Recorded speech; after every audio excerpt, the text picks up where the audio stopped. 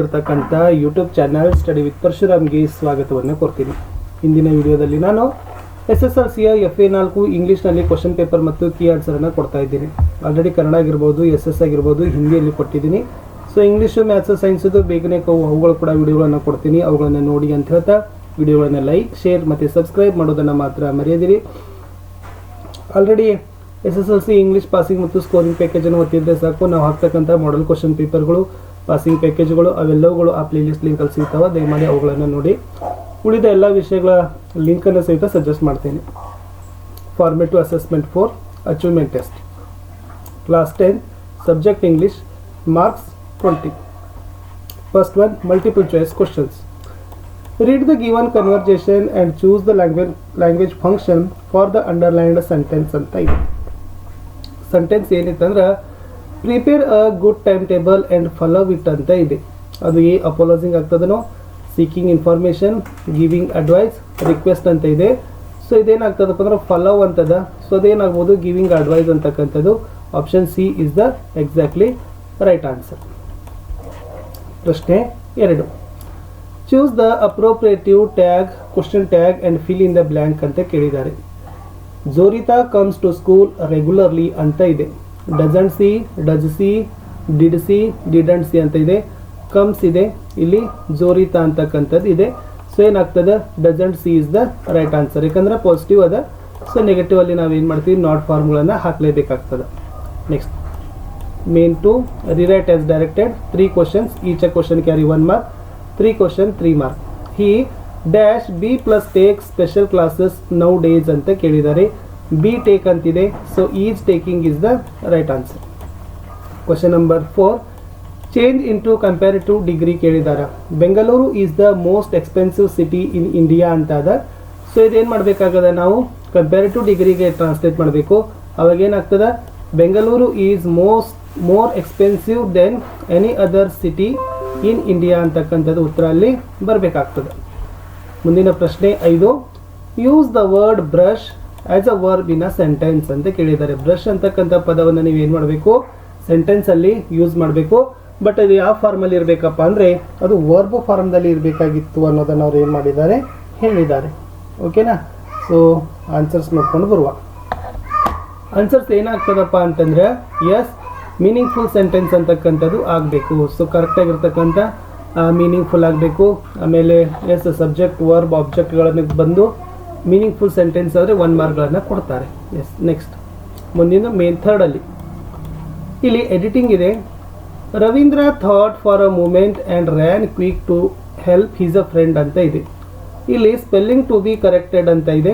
ಆಮೇಲೆ ಅಡ್ವರಬಲ್ form to be corrected ಅಂತ ಇದೆ. ಆಲ್ರೆಡಿ ಇದು ಮಾಡೆಲ್ ಕ್ವಶನ್ ಪೇಪರ್ದಲ್ಲ, ಇದು ಮೂಮೆಂಟ್ ಅಲ್ಲ, ಮೂಮೆಂಟ್ ಆಗಬೇಕು. ಕ್ವಿಕ್ ಅದ, ಕ್ವಿಕ್ಲಿ ಅಂತ ಆಗಬೇಕು. ಎಸ್, ಅದು ಮೂಮೆಂಟ್ ಸ್ಪೆಲ್ಲಿಂಗ್ MOME ಅಂತ ಆಗ್ತಿದ್ದ. ಕ್ವಿಕ್ ಇದ್ದಿದ್ದು ಏನಾಗಬೇಕು, ಕ್ವಿಕ್ಲಿ ಅಂತಕ್ಕಂಥದ್ದು ಆಗಬೇಕು. ಸೊ ಇದು ಆಲ್ರೆಡಿ ಮಾಡೆಲ್ ಕ್ವಶನ್ ಪೇಪರ್ಲಿ ಇರ್ತಕ್ಕಂಥ ಪ್ರಶ್ನೆನೇ ಅವರು ಕೊಟ್ಟಿದ್ದಾರೆ. ಇನ್ನು 2 ಮಾರ್ಕ್ಸ್ ಕ್ವಶನು 3 ಇದಾವೆ. Each a question carry 2 mark. Total 6 marks ಇಲ್ಲಿ ಏನಾಗ್ತಾವೆ, ಈ ಪೋರ್ಷನಿಂದ ನೀವು ಪಡಿತೀರಿ. 7th question, why does the poet say that calendars and clocks are useless in space ಅಂತ ಕೇಳಿದ್ದಾರೆ. Answer, in a space there would be no day or night and season. So there would be no need for any calendar and clocks ಅಂತ ಕವಿ ಏನು ಮಾಡಿದ್ದಾರೆ, ಹೇಳಿದ್ದಾರೆ.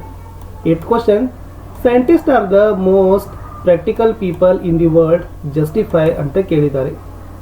ಏನು ಬರಿಬೋದು, all a new technologies, all a new brand of industries are the result of research by scientists.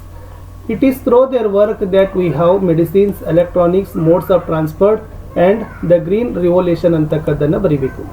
9th question, how was the life for Hanifa always ekdam bindas? Hanifa was a young soldier. He gave up his life that at the age of 25. He dabbled in art, sketched very well.